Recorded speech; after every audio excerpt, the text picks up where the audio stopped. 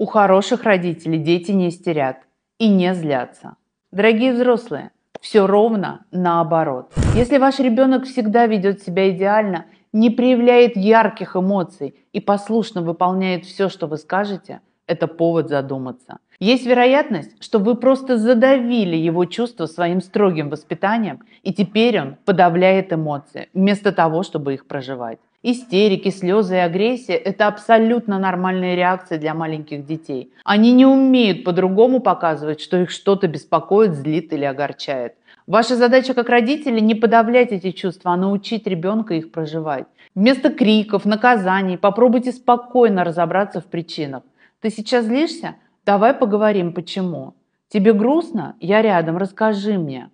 Дайте ребенку пространство для эмоций. Научите его проговаривать свои чувства, а не загонять их внутрь. Подписывайтесь. Давайте воспитывать наших детей вместе.